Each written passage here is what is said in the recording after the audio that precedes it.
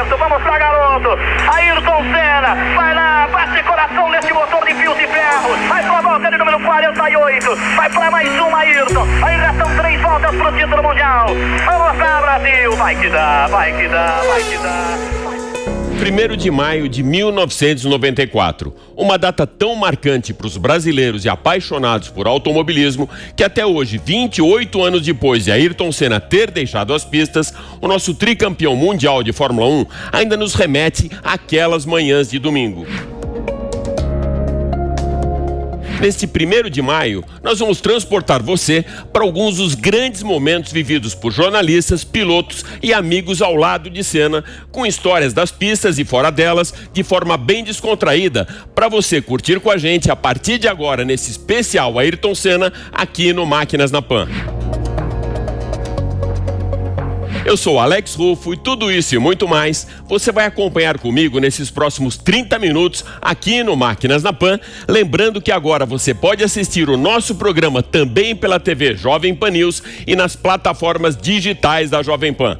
Então se ajeita bem aí no cockpit e aperte o cinto, porque o Máquinas na Pan dessa semana está só começando. Beleza, Senna! Vamos lá, garoto! Vamos lá na respiração! Acorda, Brasil!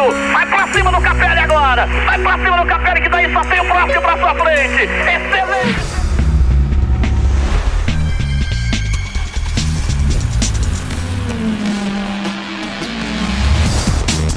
Máquinas na Pan.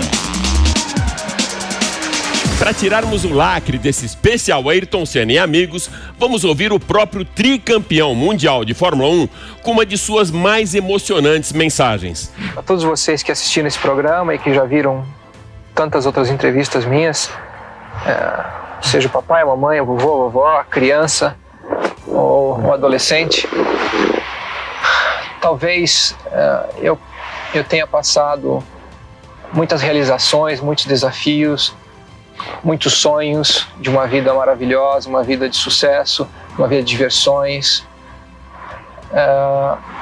E eu realmente sou privilegiado, eu sempre tive uma vida muito boa. Mas tudo isso que eu consegui foi através de dedicação, perseverança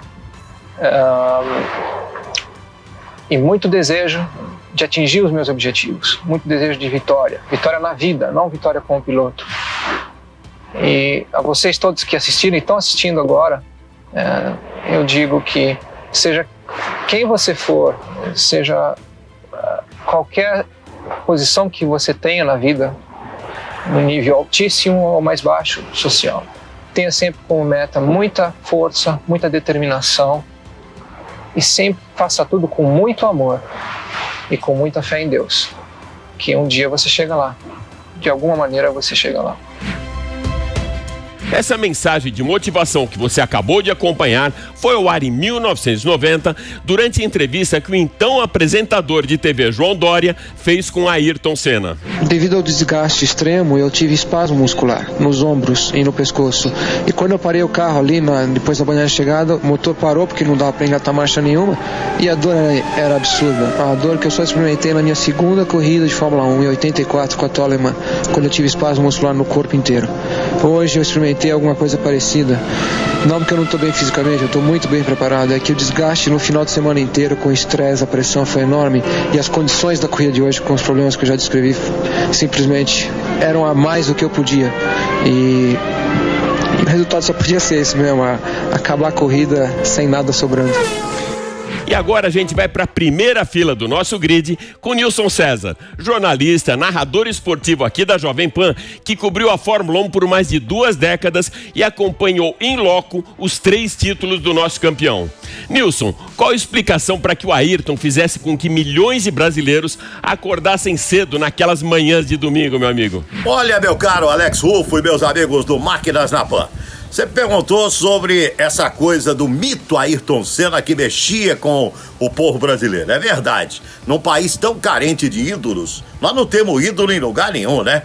Nem na política, nossa, na política menos ainda, no esporte. São poucos ídolos brasileiros e nós preservamos muito pouco os nossos ídolos. E o Ayrton era um grande ídolo, não só no Brasil, como um ídolo mundial. E ele mexia realmente com a nossa brasilidade, sabe? poucos mexem com a nossa brasilidade de verdade. E o Senna era um cara assim, ele tinha esse poder. Você veja hoje no futebol, tem o Neymar. Não tem nenhuma identidade com o povo brasileiro. O Ayrton tinha toda a identidade. Fazia o cara acordar de madrugada para torcer para ele, nos acordava domingo de manhã no Brasil para o povo brasileiro vibrar com as suas vitórias. Isso faz uma falta danada, rapaz. Grande falta faz Ayrton Senna. Era uma marca de brasilidade. Nilson, para abrir a fila com histórias do Ayrton, já manda pra gente então algum momento especial que você tenha vivido junto com ele. Meu caro Alex, 2 momentos eu vou citar. Você pediu uma, eu vou citar 2 momentos especiais. Primeiro, 1988, lá em Suzuka, no Japão. É o seguinte, acabou a corrida, eu desci da cabine pro box, cheguei, o Ayrton não era de dar abraço não, mas recebi um abraço do Ayrton Senna. Sabe? Ele era um cara reservado, deu um abraço e com os olhos lacrimejando. E aí que depois nós começamos a entrevista com ele em 1988, lá no Japão. Esse foi um momento especial, recebi um abraço do cara, todo reservado, todo britânico, mas naquele instante não. Olhos lacrimejando, me abraçou antes da entrevista em Suzuka, no Japão. Fiquei muito feliz logo depois do primeiro título mundial do Ayrton Senna, 1988. O segundo momento foi de 87 para 88, eu consegui uma exclusiva com o Nelson Piquet, o Piquet contando que tinha acabado de chegar de Londres assinado com a Lotus, né? Eu atravessei a rua, fui no hotel onde estava o Ayrton, foi lá fazer a fofoca, contei pra ele, né? E ele ficou muito bravo, né? Nunca vi ele tão bravo. Um abraço, gente. Olha o Senna vai pra cima, olha o Senna vai pra cima agora é a briga de gigantes, é agora, Prost Senna Prost, vamos lá Brasil, é agora! E agora a gente vai acompanhar o comentário do nosso primeiro grande campeão, aquele que abriu as portas do Brasil para a Fórmula 1 com a conquista dos mundiais de 1972 e 1974, Emerson Fittipaldi. Oi Alex, tudo bem? Eu acho que tanta coisa legal com o Ayrton para me falar, mas eu vou contar eu conheci o Ayrton quando ele vinha assistir meu teste de Fórmula 1 Interlagos. O Ayrton era um teenager, vinha com o pai, logo que ele saía do kartódromo, acho que ele estava andando o dia inteiro de kart e vinha me ver no teste da Fórmula 1. E ficava lá muito acanhado, muito quieto. Foi assim que eu conheci várias vezes o Ayrton TV no meu teste. Sempre quando eu voltava, eu estava na Índia, voltava pro Brasil, eu sempre via o Ayrton, a gente ia jantar fora. E aí num desses jantares no fim do ano eu falei, Ayrton, vim testar meu carro Indy, se você gostasse, corre em Indianápolis. Porque esse ano o Nigel Mansell, que foi campeão mundial de Fórmula 1, assinou o contrato com a Newman Haas para vir na Indy. Então eu falei, imaginou o sonho meu, largando as 500 milhas de Indianápolis, do lado do Nigel Mansell e do Ayrton. Ia ser espetacular. E o Ayrton aceitou. E foi uma maravilha, a gente ficou uma semana juntos lá em Phoenix, porque ele ficou 2 dias de teste em Firebird, daí ele ficou me assistindo meu teste no oval em Phoenix Speedway. Quando ele andou no carro, ele se impressionou muito que o Indy era tão bom de guiar quase como Fórmula 1 na época. Se você lembra, os carros eram muito parecidos, né? E aí teve uma situação muito gozada. Eu estava andando em Phoenix, o Ayrton não podia guiar, mas ficou assistindo.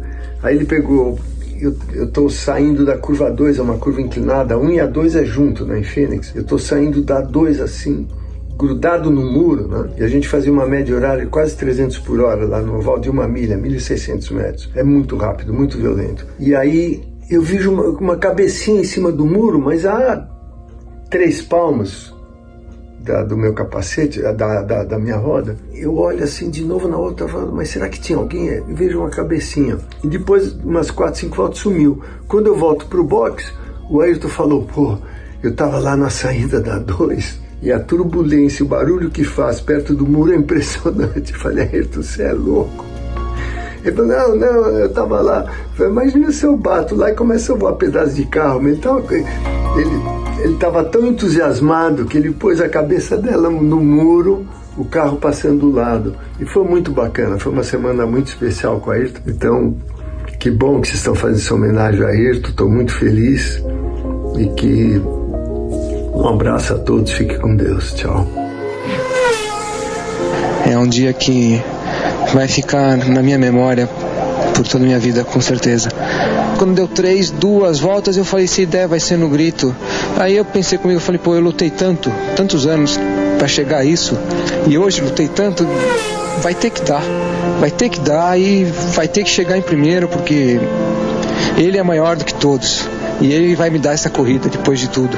E foi isso mesmo, Deus me deu essa corrida e valeu. E eu tô feliz demais e a emoção foi muito grande. O nosso próximo convidado nasceu em 1972, ano do primeiro título do Brasil na Fórmula 1 com Emerson Fittipaldi. E depois da era Piquet e Senna, foi o primeiro brasileiro a vencer na Fórmula 1. Foram 11 vitórias, 14 poles e 68 vezes no pódio. Mas nem todas elas com aquelas famosas sambadinhas. Rubinho Barrichello. Oi, Alex, eu tenho muitas histórias, né, do nosso amigo Ayrton Senna, do chefe, mas eu vou te falar uma que vem na minha cabecinha. Quando eu tinha 14 anos, eu fui premiado, digamos assim, pela revista Crix, que era uma revista que me patrocinava. Eu estava prestes a ir para o Mundial. Eles me deram a oportunidade de ir ao Rio de Janeiro ver os testes de Fórmula 1. E eu lá queria ver os testes, eu queria conhecer o Ayrton, que era o que eles falaram que ia acontecer.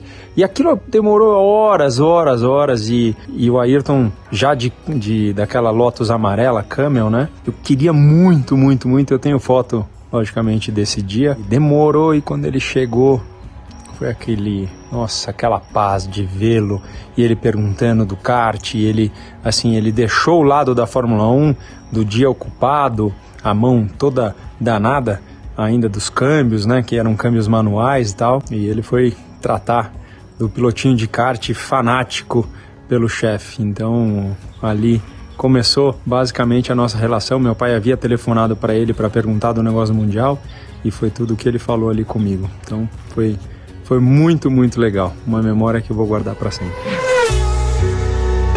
Olha, o Senna já assumiu o segundo lugar, já desce o capelho para 10. Eu estava dizendo, agora ela prata à frente dele. Vamos lá, Brasil, vai lá, Senna, vai, Brasil. Parceiro de pistas e fora delas, desde o GP da Hungria de 1986, quando eu comecei a minha história na Fórmula 1, o meu amigo Reginaldo Leme tem uma história de vida que se confunde com a própria história da Fórmula 1. Uma referência para todos nós que tivemos o privilégio de conviver com o mestre Regi. História minha com a Ayrton nunca vai faltar.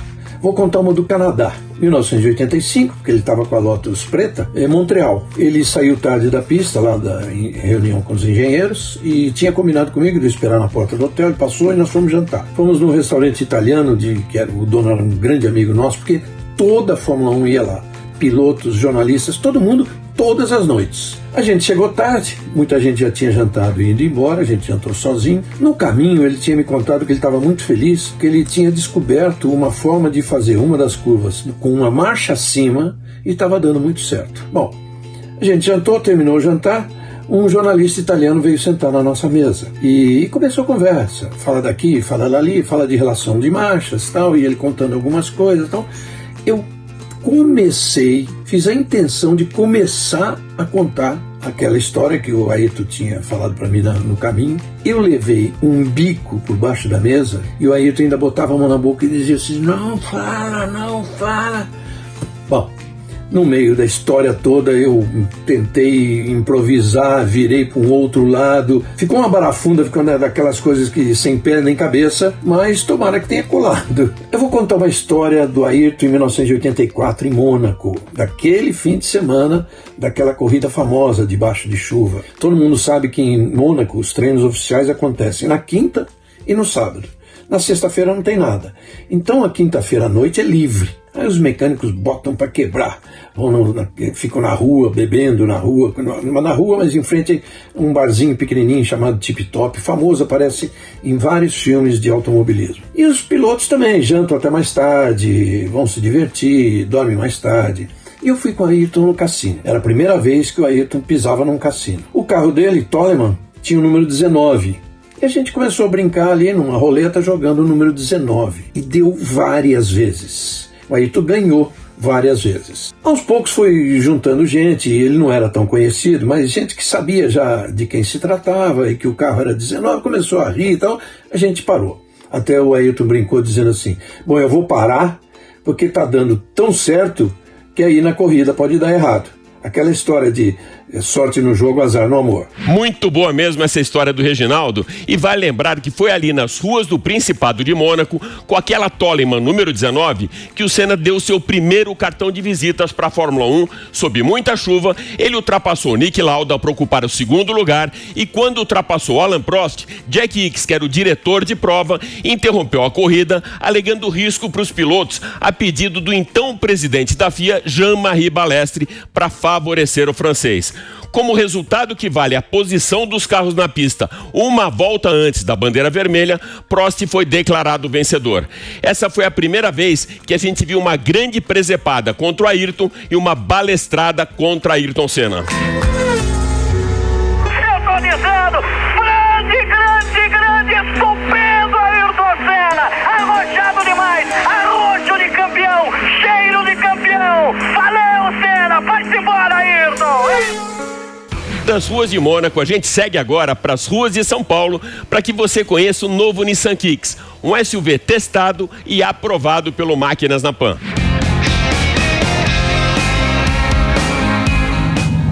E aí, pessoal, beleza? Tô curtindo muito essa experiência no novo Nissan Kicks. E já eu vou estar devolvendo esse baita carro aqui. Esse é um dos carros mais inteligentes que eu já dirigi. O Kicks possui um super pacote tecnológico. Safety Shield com proteção 360 graus. Vamos lá. Alerta de colisão frontal com assistente inteligente de frenagem, monitoramento de ponto cego, alerta cruzado de tráfego traseiro e alerta inteligente de mudança de faixa. Você é o tipo da pessoa que não desce do carro enquanto não termina a música? A Nissan elevou o nível de experiência musical dentro do carro através do sistema Premium do som Bose. São 8 alto-falantes que garantem a máxima qualidade do som, proporcionando uma viagem profunda e envolvente. Aproveitando então esse nosso tour pela cidade de São Paulo, a gente vai dar uma passadinha agora no escritório da Nissan para conversar com um especialista, um funcionário da casa que conhece todos os detalhes desse carro aqui.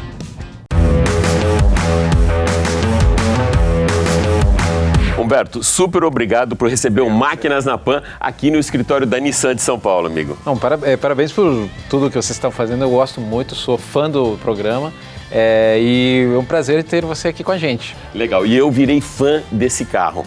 Acabou o test drive agora e algumas coisas impactaram muito para mim pessoalmente. O design, a segurança e a tecnologia, mas eu queria a tua leitura do que todo esse pacote mais pode ter impactado o próximo comprador do novo Nissan Kicks. Olha, o principal atrativo do Kicks, além do design que você falou, que ele é um pouco arrojado, um pouco mais moderno, é toda a tecnologia que ele traz, porque são vários itens que ele traz.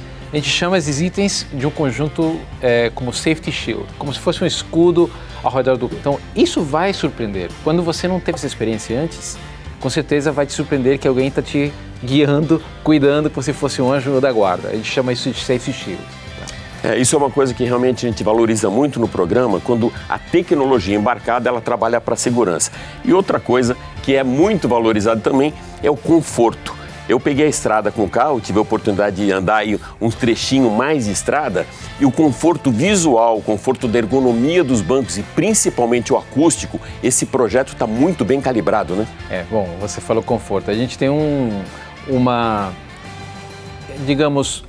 diferencial muito claro que é o nosso banco em geral nos nossos carros. O nosso banco ele é desenhado em conjunto com a NASA.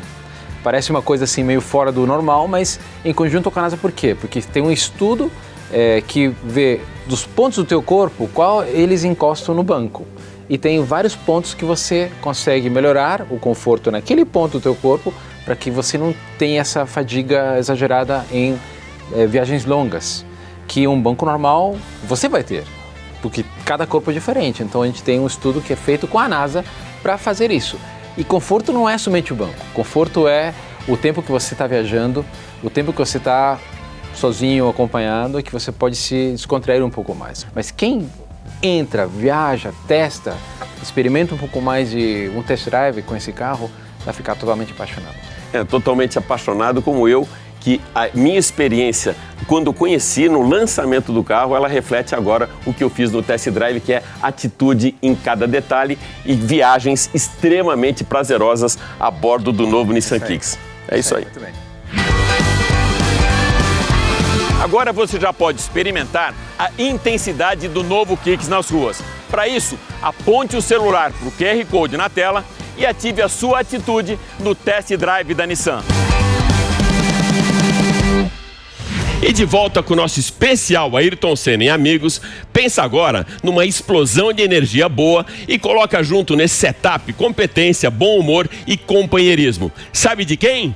Ele mesmo, Luiz Roberto, com quem compartilhei muitas histórias de futebol e de corridas. O cara é um apaixonado pelo esporte em geral e por onde passa, coleciona amigos. Vamos ouvi-lo. Você que se liga no Máquinas na Pan, Alex Rufo. Grande abraço, meu amigo. Saudade de você. Bons tempos nas pistas. Grande Nilson César, o rei das lives e dos hot dogs. É, Nilson, tô sabendo, eu entrego mesmo. Meus amigos, que bom falar de Ayrton Senna, que bom. O Senna me deu o maior furo que eu dei na vida. Ele tava para ir para Williams, não tinha nada confirmado, e a gente tava precisando agendar aquela entrevista exclusiva que ele concedia para cada um dos setoristas. Isso era sábado no Autódromo de Portugal. E eu e o Mário Andrade Silva, que trabalhava no Jornal do Brasil, fomos lá falar com o Ayrton. Aí, Ayrton, as entrevistas exclusivas. Ele olhou pra gente e falou assim, aí, o anão vai parar. O anão era o Alan Prost, que ia ser campeão no domingo, se chegasse até em quarto. Aliás, foi tetracampeão no domingo. E aí o Mário Andrade falou assim, mas que isso? Ele falou, pois é. Ele falou, mas vai anunciar quando?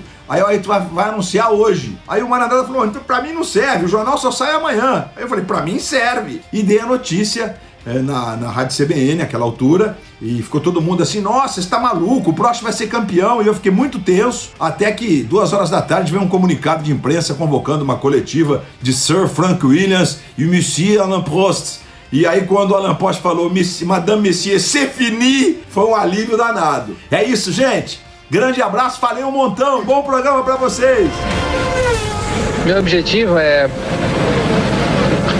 continuar a minha vida como sempre foi, melhorar como profissional, aprender mais, muito mais, que eu tenho muito a aprender ainda, como acertar um carro, como tirar o tudo que um carro tem, e melhorar como pessoa, sobretudo, como gente, e viver um pouco mais próximo da minha família. Enfim, todos aqueles que estiveram tão perto de mim, junto de mim, mesmo com a distância grande, mas sempre ao meu lado, sempre me dando o suporte, e eu quero viver um pouco mais, curtir um pouco mais a vida. Certamente você já acompanhou uma corrida de Fórmula 1 onde os engenheiros são os grandes protagonistas da prova com a telemetria.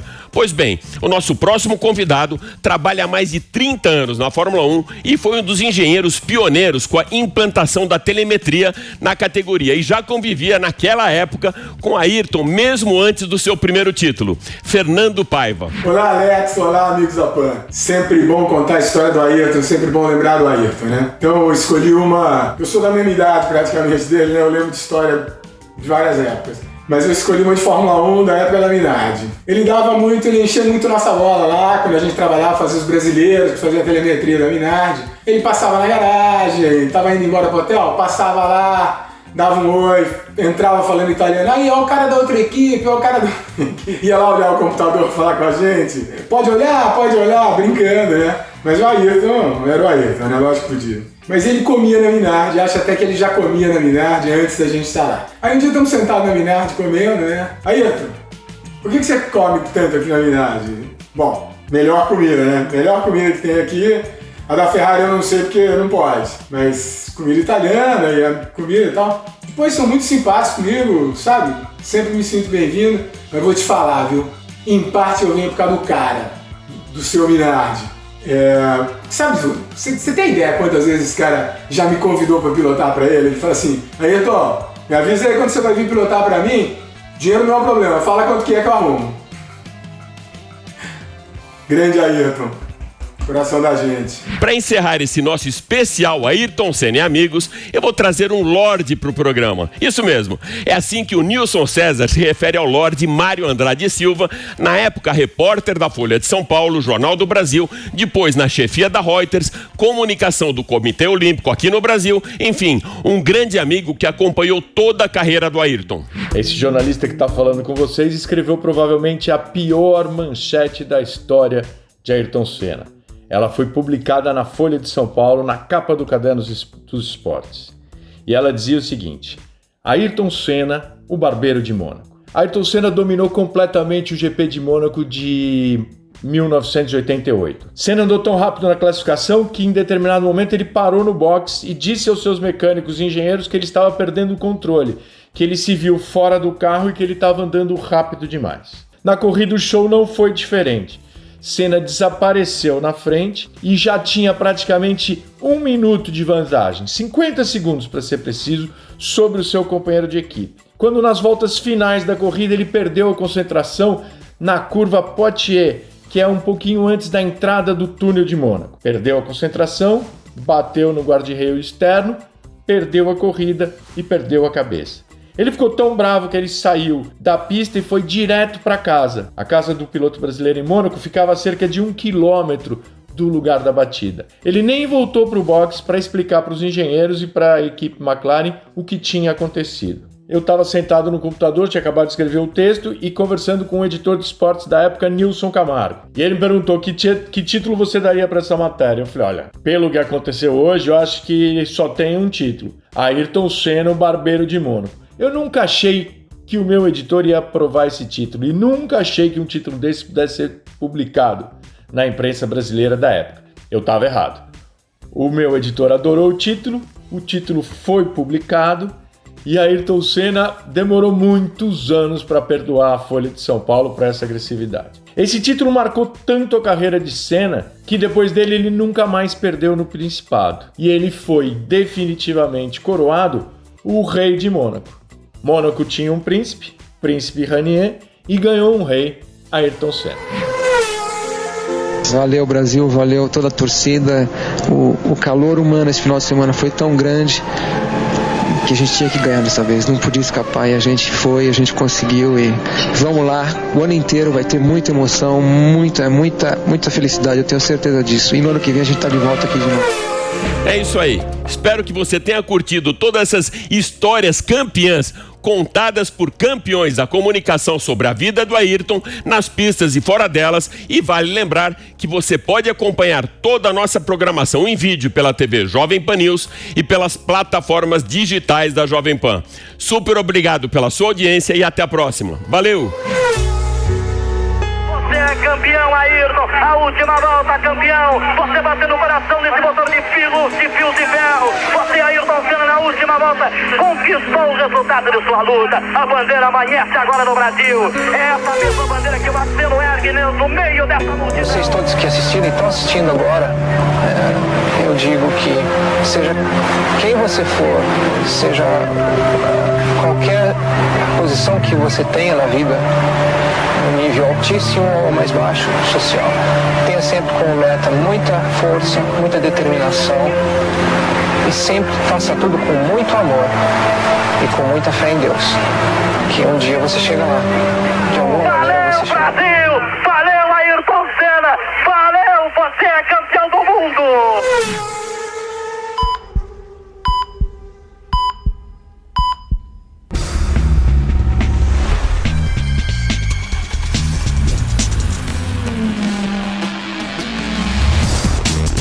Máquinas na Pan.